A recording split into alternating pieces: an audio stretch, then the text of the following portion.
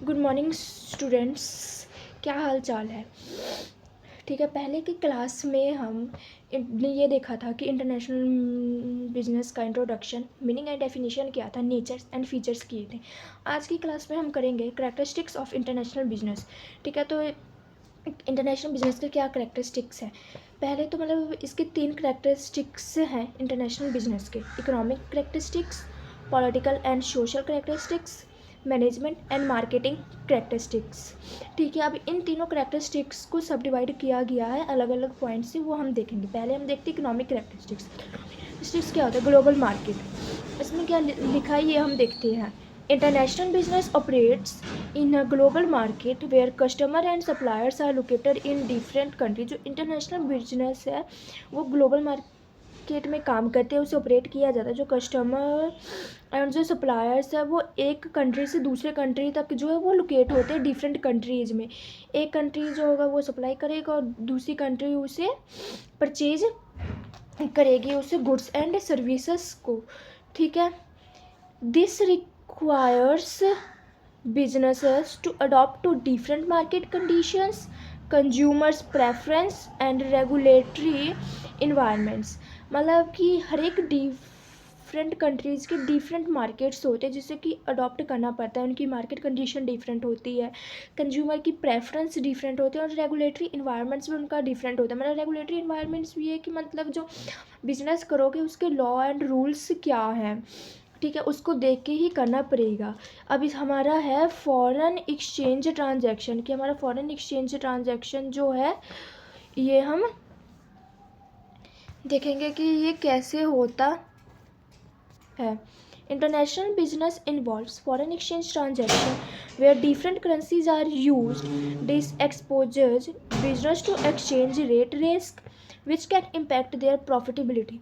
इसमें मतलब कि इंटरनेशनल बिजनेस में जो है फॉरेन एक्सचेंज ट्रांजैक्शन वो इन्वॉल्व होते हैं, इसमें डिफरेंट करेंसी को जो है यूज किया जाता है। ठीक है, मतलब कि जो बिज़नेस के जो एक्सचेंज रेट रिस्क होते हैं वो भी डिफरेंट ही होते हैं, जिससे मतलब उनकी प्रॉफिटेबिलिटी पे इम्पैक्ट पड़ता है। एक्सपोर्ट एंड इम्पोर्ट मीन्स, पहले तो मैं आपको ये बता दूं कि एक्सपोर्ट एंड इम्पोर्ट क्या होता है। एक्सपोर्ट मीन्स ये होता है कि जब आप अपनी गुड्स को सप्लाई करेंगे फॉरेन में और फॉरेन आपको उसके बदले में रिटर्न में देगी आपको करेंसी। इम्पोर्ट मीन्स ये होता है जब फॉरेन आप अपने गुड्स को सप्लाई करेगी इंडिया में और इंडिया मतलब करेंसी देगी फॉरेन को। तो चलो अब इसके हम पढ़ते हैं कि इसमें क्या बताया गया है। International business involves the export and imports of goods and service between different countries. जो इंटरनेशनल बिजनेस में export and import goods and service involve है डिफरेंट कंट्रीज़ के, जो डिफरेंट कंट्रीज़ है वो अपने गुड्स एंड सर्विस को एक दूसरे में मतलब कि सप्लाई करती है और मतलब उसके रिटर्न में करेंसी देती है। This requires business to comply with trade regulation, tariffs and quotas. वो ट्रेड रेगुलेशन को देखती है, टैरिफ्स एंड क्वेटेज को भी देखती है। ट्रेड रेगुलेशंस मीन जो इंटरनेशनल ट्रेड का क्या रूल्स रेगुलेशन एंड स्टैंडर्ड्स है। टैरिफ्स मीन्स जो कि इम्पोर्टेड गुड्स पे जो है टैक्स लगाए जाते हैं। क्वेटेड्स मतलब वो कितने लिमिट के हिसाब से अपने गुड्स को सप्लाई करेगी। अब हम इसका देखते हैं second, political and social characteristics. तो इसमें क्या बताया गया है, तो इसका पहला पॉइंट है पॉलिटिकल रिस्क। ठीक है, international business is expose to political risk. International business जो है वो पॉलिटिकल रिस्क को एक्सपोज करती है। Where changes in government policies और political instability affect business operation. जब गवर्नमेंट पॉलिसी और पॉलिसी इंस्टेबिलिटी चेंजेस हो जाती है तो वो बिजनेस के ऑपरेशन में बहुत ज़्यादा अफेक्ट पड़ता है। This requires business to monitor political development. जो बिजनेस है वो पॉलिटिकल डेवलपमेंट को मॉनिटर करता है कि वो मतलब उसे कैसे मतलब उसके हिसाब से चलना, and adapt to changing regulatory environment, कि क्या क्या है उसके रेगुलेटरी इन्वायरमेंट में चेंज जो है वो देखता है। सेकेंड पॉइंट है culture differences. International business involves culture differences where different countries have different cultures, backgrounds and values.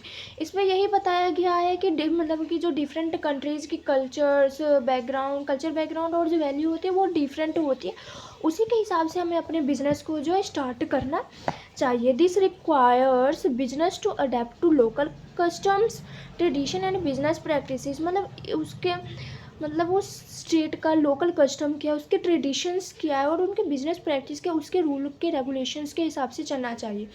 International rules and regulation, international rules and regulation क्या है अब हम इसमें देखते हैं। ठीक है, international business must comply with international rules and regulation. जो इंटरनेशनल बिजनेस है वो इंटरनेशनल रूल्स एंड रेगुलेशन को फॉलो करता है, which govern trade and investment between different countries. Different country में जो ट्रेड एंड इन्वेस्टमेंट होते हैं उसे ये गवर्न करता है। This includes complying with trade agreements, intellectual property laws and environmental regulation. Trade agreement दो या दो से कंट्री के जो ज़्यादा दो या दो से ज़्यादा कंट्री में जो होती है एग्रीमेंट, उसे हम ट्रेड एग्रीमेंट कहते हैं। इंटेलेक्चुअल प्रॉपर्टी लॉज की जो होता है ये एक रूल्स और रेगुलेशंस होते हैं, मतलब इन्हें फॉलो करना पड़ता है, जैसे कि कॉपीराइट, पेटेंट, ट्रेडमार्क, ये सब इन एक्चुअल प्रॉपर्टी लॉज में आते हैं। And environmental regulation, environmental regulation जो मतलब कि कौन से कंट्रीज़ में इन्वायरमेंटल रेगुलेशन को फॉलो किया जाता है, उसके रूल्स और रेगुलेशन को फॉलो किया जाएगा। हमारा थर्ड पॉइंट है management and marketing characteristics. Management और मार्केटिंग करेक्टरिस्टिक्स में फर्स्ट पॉइंट हमारा global management. International business requires global management where management strategy and techniques are used to operate business in different countries. International business में यही बताया गया है कि वो ग्लोबल मैनेजमेंट को देखती है कि मतलब कि डिफरेंट कंट्रीज़ में बिजनेस को ऑपरेट करने के लिए कौन सी मैनेजमेंट की स्ट्रैटेजी फॉलो करनी पड़ती है और कौन से टेक्निक्स को यूज करना पड़ता है। This includes managing multi culture teams, adapting to local business practice and coordinating global supply chains. Multi culture teams को देखा जाता है कि मतलब डिफरेंट कल्चर्स टीम्स को मैनेज किया जाता है। Adapting to local business practice की उनकी लोकल बिजनेस प्रैक्टिस को अडेप्ट किया जाता है, उनके लोकल बिजनेस प्रैक्टिसेस क्या है। Coordinating global supply chain, global supply chain को कोऑर्डिनेट किया जाता है। सप्लाई चेन्स मीन्स कि पहले तो वो रॉ मटेरियल को खरीदती है, फिर उसे मैन्युफैक्चर करती है, फिर उसे वेयर हाउस में स्टोर करती है, उसे ट्रांसपोर्ट करती है और बाद में वो कस्टमर तक पहुंचाती है। ठीक है, अब हम करते हैं global marketing. International business involves global marketing where marketing strategies and techniques are use to promote products and service in different.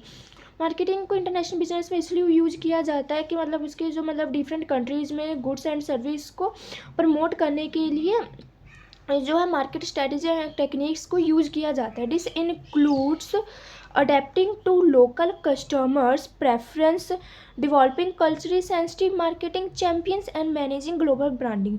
मतलब कि उनके कंज्यूमर्स की प्रेफरेंस क्या है और उनके मतलब कि कल्चर्स के अकॉर्डिंग उन्हें चलना पड़ता है, अपने बिजनेस को कल्चर्स के अकॉर्डिंग चलाना पड़ता है कि वो डिफरेंट कंट्री में जाएंगे तो उनके कल्चर्स के बारे में उन्हें जानना पड़ेगा, उन्हीं के लैंग्वेज के हिसाब से उन्हें बात करनी पड़ेगी। एंड मैनेजिंग कि ग्लोबल ब्रांड को मैनेज कैसे करते हैं। तो अब इसमें हमारा सेकंड पॉइंट है international supply chain. International business involves international supply chain management where management strategy and techniques are use to operate supply chains in different countries. इसमें ये बताया गया जो इंटरनेशनल सप्लाई चेन मैनेजमेंट है उसमें जो है सप्लाई डिफरेंट कंट्रीज़ में सप्लाई चेन को ऑपरेट करने के लिए कौन सी मैनेजमेंट स्ट्रेटजी एंड टेक्निक्स को यूज करना चाहिए। This includes managing global logistics, coordinating with international suppliers and ensuring compliance with trade regulation. मतलब कि ग्लोबल रेगुलेशन लॉजिस्टिक मीन्स मतलब कि डिफरेंट कंट्रीज़ के क्या लॉजिस्टिक्स होते हैं उसे आइडियाज़ को देखा जाता है, उसे फॉलो किया जाता है। Coordinating with international suppliers, international suppliers में कोऑर्डिनेट होना चाहिए, वो आपस में मिलजुल के रहने चाहिए। And ensuring compliance with trade regulation को भी ये कंप्लाइंस करता है। तो अब इसका हम कंक्लूजन देखते हैं तो क्या आता है। ठीक है, लास्ट में हमें कंक्लूजन लिखना बहुत ज़रूरी है। In conclusion, international business is characterized by its global scope, cultural diversity and complexity। मतलब ये एक जो इंटरनेशनल बिजनेस का कैरेक्टरिस्टिक है, एक तरह का ग्लोबल स्कोप है, पूरे वर्ल्ड के लिए स्कोप है। कल्चरल डिवर्सिटी, इसके पे कल्चर डिवर्सिटी को देखा जाता है, जो कल्चर होते हैं वो डिफरेंट होते हैं।